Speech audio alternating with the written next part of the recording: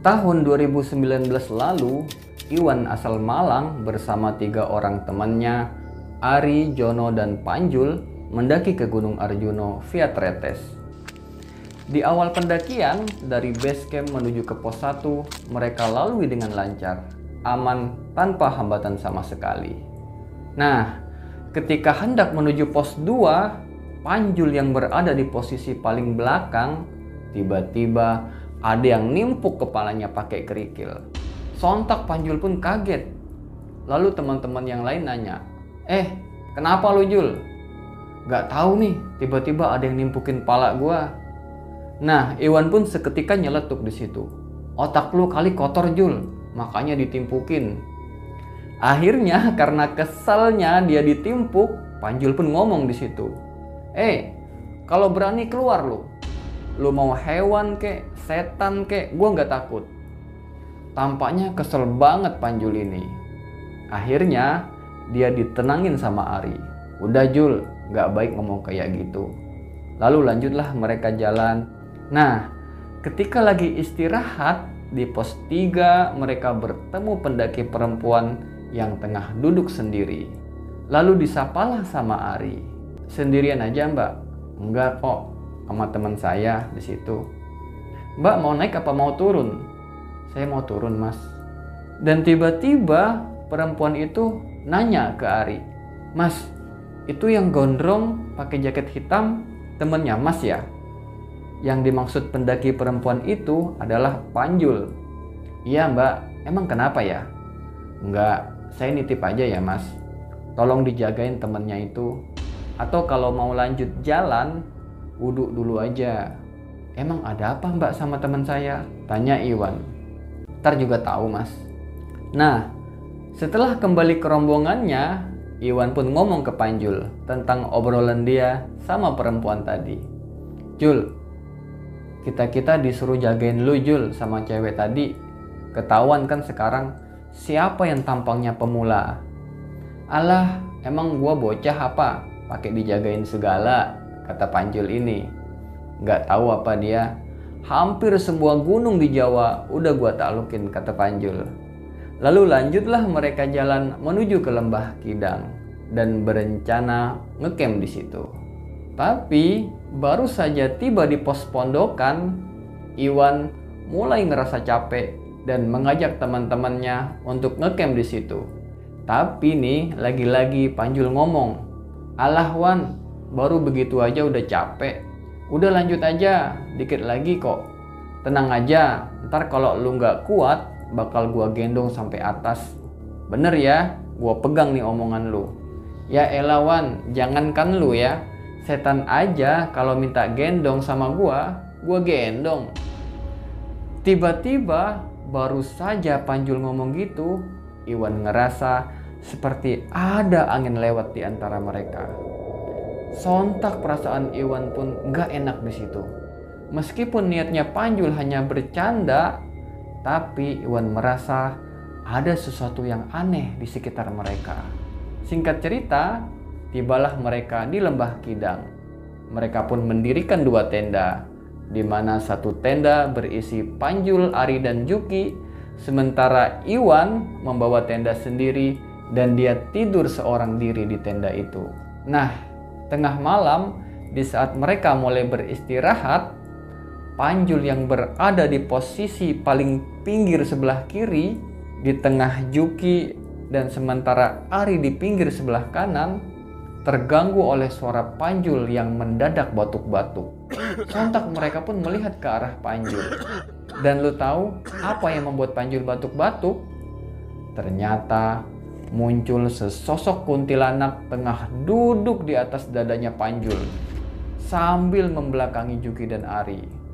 Sontak Ari dan Juki pun diam seketika sambil terus berdoa dan gak berani noleh sedikit pun ke arah Panjul.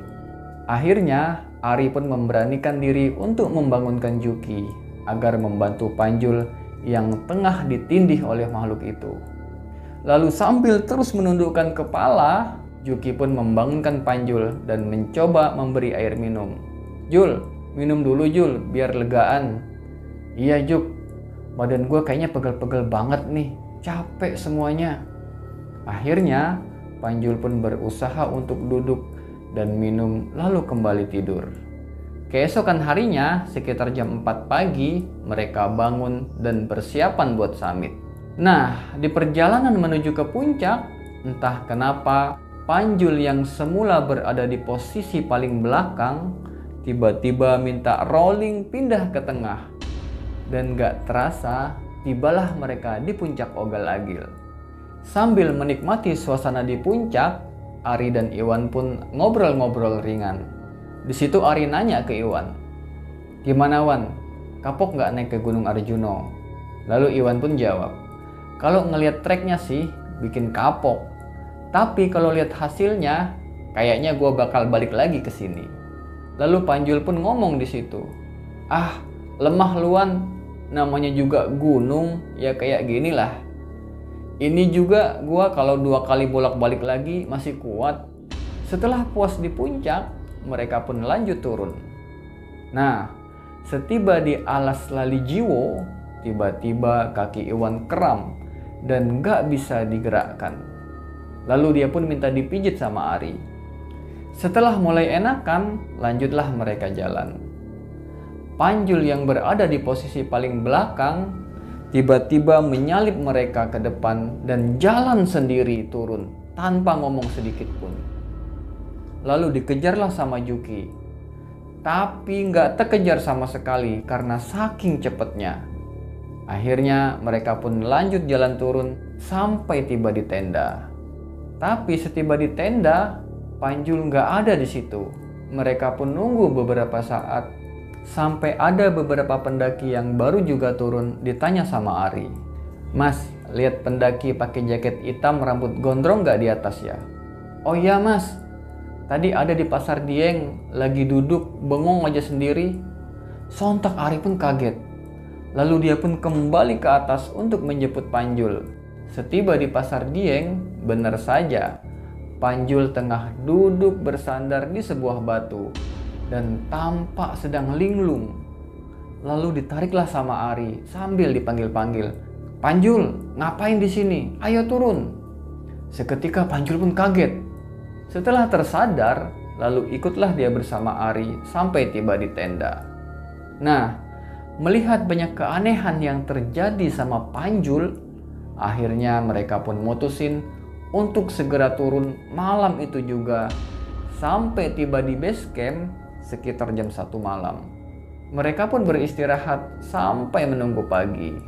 Setelah mulai sadar, Panjul pun cerita kalau ketika turun dari puncak, dia merasa ada sesuatu yang tertinggal di puncak tadi. Lantas dia pun balik lagi ke puncak. Tapi setiba di puncak, dia kayak linglung dan turun lagi sampai di Pasar Dieng. Akhirnya dia pun duduk sambil bersender di sebuah batu yang ada di tempat itu sampai Ari datang menjemput dia. Dan alhamdulillah Panjul bisa turun ke base camp dan tiba di rumah dengan selamat. Oke, itu tadi kisahnya Iwan ketika mendaki ke Gunung Arjuno bersama 4 orang temannya. Jadi apa nih pelajaran yang bisa kita ambil dari kisah Iwan tadi? Yang jelas bukan hanya di gunung saja, dimanapun kita harus tetap menjaga omongan kita. Ngomonglah yang baik-baik dan jangan ngomong sesuatu yang membuat orang lain terluka atau berkata-kata yang kurang pantas. Bagaimana menurut kalian guys? Silahkan komentar di bawah. Terima kasih sudah menyimak, semoga bermanfaat. Saya Setia undur diri. Assalamualaikum warahmatullahi wabarakatuh.